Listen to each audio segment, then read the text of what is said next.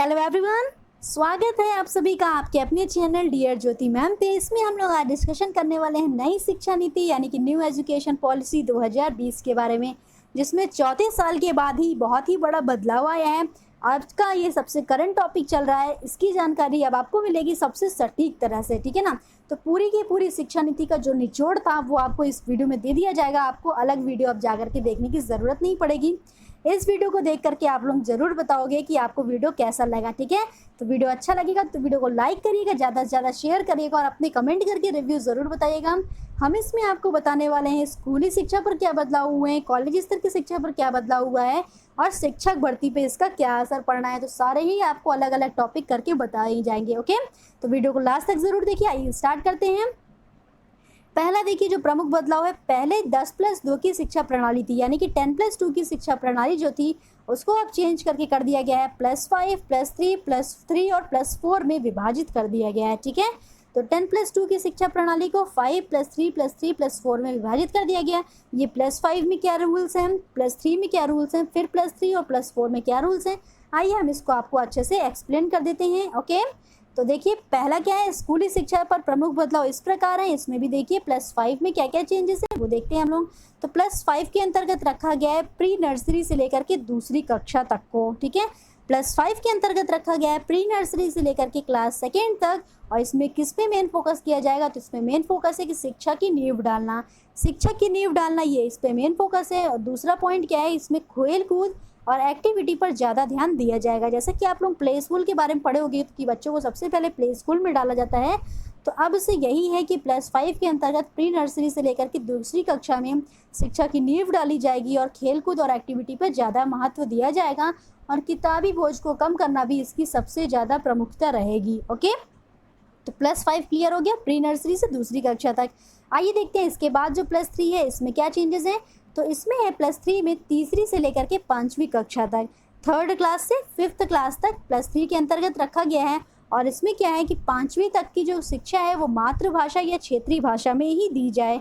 तो 5वीं तक की शिक्षा मातृभाषा या क्षेत्रीय भाषा में दी जाएगी। विज्ञान, गणित, सामाजिक विज्ञान और पर्यावरण विषयों से बालकों को परिचित कराया जाएगा, ठीक है ना। तो विद्यार्थियों को इन सारे ही विषयों से परिचय दिया जाएगा इसमें तीसरी से लेकर के 5वीं कक्षा तक में। आइए फिर देखते हैं इसके बाद जो +3 है इसमें क्या क्या है। तो इसके बाद वाले +3 में है 6 से लेकर के 8वीं तक की कक्षा को रखा गया है।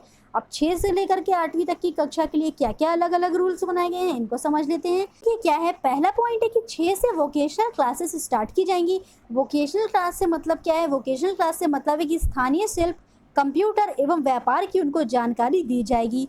और वर्ष में 10 दिन लोकल क्राफ्ट और रुचि होने पर इंटर्नशिप का अवसर भी प्रदान किया जाएगा। 10 दिन लोकल क्राफ्ट यानी कि बच्चे जो हैं वो मिलजुल करके एक्टिविटी कुछ कर सकते हैं, अपनी एक्टिविटी को उनको बढ़ावा दिया जाएगा। और 6 से आप याद रखिएगा कि 6th क्लास से जो है वो पाठ्यक्रम को निश्चित कर दिया जाएगा, ठीक है।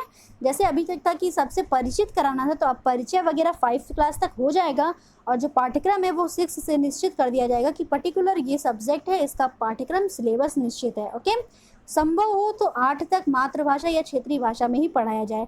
+5 तक तो एकदम कंफर्म है कि आपको क्षेत्रीय भाषा या मातृभाषा में ही पढ़ाना है। और अगर संभव हो पाए तो क्लास 8 तक भी आपको मातृभाषा या क्षेत्रीय भाषा में ही शिक्षा दी जाएगी। ओके, तो यहाँ तक क्लियर हो गया +3 क्या है। अब आइए देखते हैं +4 में क्या है। तो +4 में बात की जा रही है 9वीं से लेकर के 12वीं तक की शिक्षा, 9th क्लास से 12th क्लास तक की शिक्षा की बात की गई है +4 में। +4 के अंतर्गत क्या रूल बनाए गए इसको देखते हैं। 9वीं के बाद अब आर्ट्स, साइंस या कॉमर्स की स्ट्रीम नहीं होगी। जैसे कि बच्चा 9th क्लास में जाता था उसको या तो आर्ट्स स्ट्रीम लेनी पड़ती थी या तो साइंस या तो कॉमर्स स्ट्रीम लेनी पड़ती थी। अब ऐसी कोई भी स्ट्रीम नहीं रहेगी, बच्चा जो भी सब्जेक्ट को चाहे वो स्वतंत्र है ले सकता है, ठीक है। और परीक्षाएं जो होंगी वो सेमेस्टर प्रणाली द्वारा होंगी, यानी कि वर्ष में 2 बार बोर्ड एग्जाम को 2 भागों में बांटा जाएगा, ऑब्जेक्टिव होगा और डिस्क्रिप्टिव होगा। क्लियर हुआ यहाँ तक। बोर्ड एग्जाम अब 2 भाग में होंगे, ऑब्जेक्टिव और डिस्क्रिप्टिव। ऑब्जेक्टिव यानी कि मल्टीपल चॉइस, डिस्क्रिप्टिव यानी कि लिखने वाला। इसमें विश्लेषण क्षमता को बढ़ाने पर जोर दिया जाएगा। विश्लेषण क्षमता यानी कि एनालिसिस करने पर जोर दिया जाएगा कि बच्चा खुद से एनालिसिस करके सीख सकता है, यानी कि करके सीखने पर जोर दिया जाएगा, ठीक है। और रिपोर्ट कार्ड का जो निर्माण होगा, सबसे महत्वपूर्ण बात, रिपोर्ट कार्ड का निर्माण जो होगा वो संपूर्ण अवलोकन के आधार पर किया जाएगा। जितनी भी स्तर तक की शिक्षाएं हैं, +3 हो, +5 हो, +4 हो, जिसमें भी रिपोर्ट कार्ड का जो निर्माण किया जाएगा वो संपूर्ण यानी कि समग्र अवलोकन के आधार पर किया जाएगा। ये नहीं कि बच्चे ने एग्ज़ाम में क्या किया है और सिर्फ उसके आधार पर रिपोर्ट कार्ड उसका बना दिया जाए। उसको साल भर की रिपोर्ट उसकी तैयार की जाएगी कि उसकी एक्टिविटी कैसी रही, खेल-कूद में वह कैसा रहा, विश्लेषण क्षमता उसकी कैसी है। तो इन सारी विषयों पर निर्णय लेने के बाद यानी कि उसका संपूर्ण अवलोकन करने के बाद ही उसको रिपोर्ट कार्ड का निर्माण किया जाएगा। ठीक है, यहाँ तक क्लियर। अब चलते हैं कॉलेज स्तर पर क्या बदलाव हुए हैं। तो कॉलेज स्तर की शिक्षा में कुछ बदलाव हुए हैं, आइए उसको देखते हैं। महत्वपूर्ण, बहुत ही ज़्यादा इंपॉर्टेंट, देखिए क्या है, ग्रेजुएशन में वर्ष के आधार पर अब शैक्षिक उपलब्धि दी जाएगी। यानी कि 3 वर्ष का अभी तक ग्रेजुएशन होता था या 4 वर्ष का जो बीटेक वगैरह करते थे वो होता था। अब इसमें क्या होगा कि 3 वर्ष या 4 वर्ष, ऐसा कुछ भी फिक्स नहीं है। अगर आप छोड़ देते हो बाय चांस बीच में, कि क्या है, 1 वर्ष में छोड़ दिया तो 1 वर्ष में छोड़ने पर सर्टिफिकेट का कोर्स मिलेगा। ठीक है, यानी कि 3 वर्ष अगर आपने नहीं कंप्लीट कर पाया किसी कारणवश और 1 वर्ष में ही छोड़ दिया ग्रेजुएशन, तो 1 वर्ष में छोड़ने पर सर्टिफिकेट का कोर्स मिल जाएगा, 2 वर्ष में छोड़ने पर डिप्लोमा का कोर्स मिलेगा और 3 वर्ष पर बैचलर की डिग्री मिल जाएगी। 3 वर्ष पे क्या मिलेगी, तो 3 वर्ष पर बैचलर की डिग्री मिल जाएगी और रिसर्च करने के लिए 4 वर्ष का डिग्री प्रोग्राम किया जा सकता है। ठीक है, 3 वर्ष की डिग्री यहाँ तक आपको मिल गई और अगर रिसर्च करना है तो इसके बाद 4 वर्ष का डिग्री प्रोग्राम किया जा सकता है, तो उस पर आप पीएचडी वगैरह कर सकते हो। ठीक है, यहाँ तक क्लियर हो गया। आइए देखते हैं कॉलेज स्तर पर और क्या चेंजेस हुए हैं। मोस्ट इंपॉर्टेंट चेंजेस, तकनीकी संस्थानों में भी आर्ट्स और ह्यूमैनिटीज़ जैसे विषय अब पढ़ाए जाएंगे। तकनीकी संस्थान जैसे कि आईआईटी हो गया, एमएनआईटीज़ हो गए, इन सभी में क्या था कि अभी तक आर्ट्स और ह्यूमैनिटीज़ के विषय नहीं पढ़ाए जाते थे। अब से इसमें जो नई शिक्षा नीति है उसकी गाइडलाइन के अकॉर्डिंग आर्ट्स और ह्यूमैनिटी के विषय भी पढ़ाए जाएंगे। देश में एक नेशनल रिसर्च फाउंडेशन यानी कि एनआरएफ का गठन किया जाएगा। उसके बाद जीडीपी का 6% शिक्षा में खर्च किया जाएगा। फोर्थ क्या है, कॉलेज में एडमिशन एक कॉमन एंट्रेंस एग्जामिनेशन के आधार पर होगा। ठीक है, जितने भी कॉलेजेस में बच्चों को एडमिशन चाहिए तो वो एक अब कॉमन एंट्रेंस एग्जामिनेशन के आधार पर होगा। ओके, और ये रहा इसका 5th पॉइंट, सबसे लास्ट और सबसे इम्पॉर्टेंट, दुनिया की बड़ी बड़ी यूनिवर्सिटीज़ भारत में अपना कैंपस अब खोल पाएंगी। जैसे कि बहुत ही बड़ी बड़ी यूनिवर्सिटीज़ होती हैं जिसके लिए इंडिया में नहीं है तो लोग पढ़ने के लिए बाहर जाते हैं, तो अब उसको कम किया जाएगा और दुनिया की बड़ी बड़ी यूनिवर्सिटीज़ जो हैं वो भारत में ही अपना कैंपस खोल पाएंगी।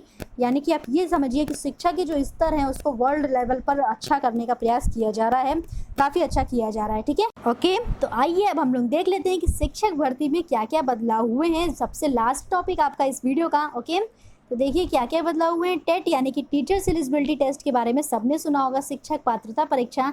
इसमें क्या चेंजेस हुए हैं कि प्रश्न पत्र का स्तर अब बढ़ जाएगा। ठीक है, प्रश्न पत्र के लेवल जो है बढ़ जाएगा। एग्जामिनेशन पॉइंट ऑफ व्यू से क्वेश्चन को थोड़े टफ किए जाएंगे, ऐसे किए जाएंगे कि शिक्षक जो है वो खुद ही एनालाइज करके दे पाए, रटन प्रणाली पर अब आपका पेपर नहीं आएगा। ठीक है, लेवल को बढ़ा करके 12वीं तक के शिक्षकों को जोड़ा जाएगा। जैसे पहले 1 से 5 तक का होता था और 6 से 8 तक का अलग अलग पेपर होता था, अब बढ़ा करके लेवल 12वीं तक के शिक्षकों को जोड़ने का प्रयास किया जाएगा टेट के माध्यम से। ओके, और थर्ड पॉइंट है कि प्राइवेट विद्यालय में भी अगर आपको पढ़ाना है तो उसके लिए टेट अनिवार्य कर दिया जाएगा।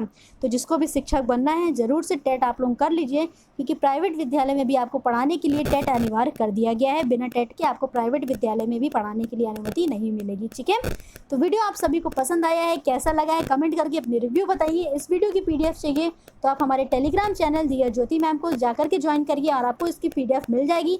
बहुत ही सटीक तरीके से आपको पूरी शिक्षा नीति 2020 का निचोड़ इस वीडियो में दे दिया गया है। ठीक है, तो जो भी चैनल पे नए हैं जल्दी से चैनल को सब्सक्राइब कर दें। इसमें आपको काफ़ी अच्छी अच्छी लेटेस्ट अपडेट दी जाती रहेंगी और जल्दी ही आपके चैनल पे स्टार्ट होने वाली है मैथमेटिक्स, रीजनिंग और साइंस की क्लास, जो कि आपकी बहुत ही ट्रिकी होने वाली है। ओके, तो चैनल पे बने रहने के लिए आपका बहुत ही बहुत धन्यवाद। Thank you so much.